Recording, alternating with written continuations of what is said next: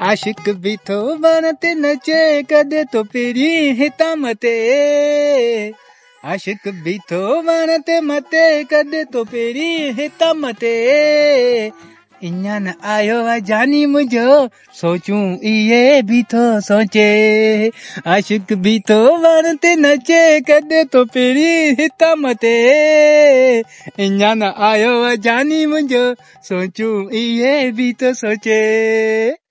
एक तो गर्मी बेकार जी बाहे आशिक बीबी ते थकी पियो आहे इन्या न आयो जानी मुझो सोचूं इये भी थो सोचे ये आशिक भी थो बनते नचे कदे तो पेरी हिता मते इन्या न आयो जानी मुझो सोचूं इये भी थो सोचे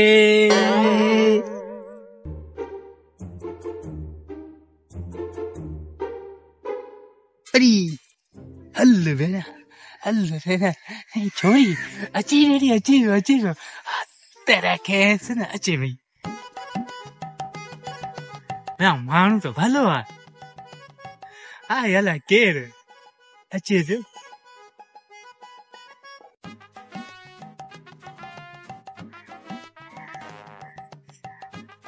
हाय हाय गोरा अचे मथे अचे न अहिड़ो तो तंग करिया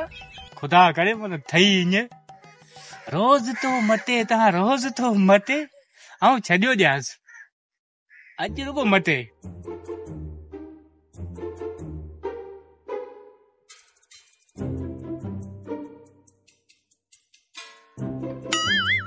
मूंखे भई तपाए मारी मुआ केरी भाई लगा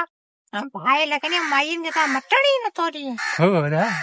केरे हैं रोज हिता मटी नहीं है आज आऊं तो जो घर से सराय टाइम टेबल सराय ची वही रहे मुझे मन को पास हो जा थई ने थई तो मोई शर्म ही को तो थी ने न मैं बुंदा वेदे भला हल ठीक है ही तो ही केदो तो मिठो आए ए हिन में कैल्शियम आ ही दिस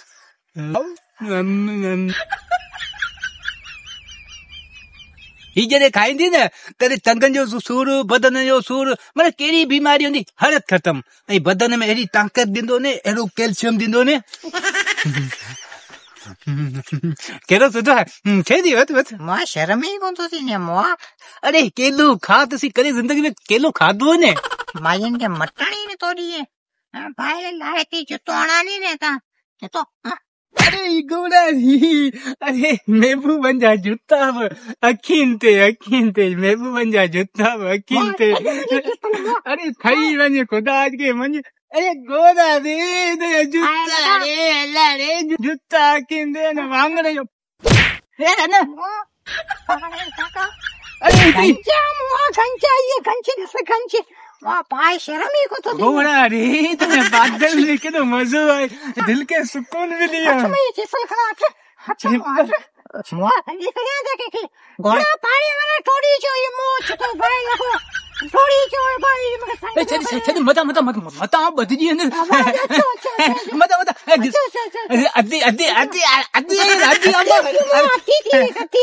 अद्दी अम्मा बस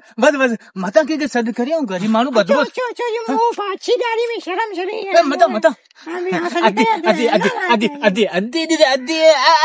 अद्दी अम्मा आंटी सॉरी ना सॉरी राजू तो न कर मैं बताई दी छती कर अच्छी दाढ़ी में अच्छी शर्म चली है ना मोए कंचे वाह वाली आई लव यू जानू आई लव यू तू आई लव यू वाह चिपले अच्छी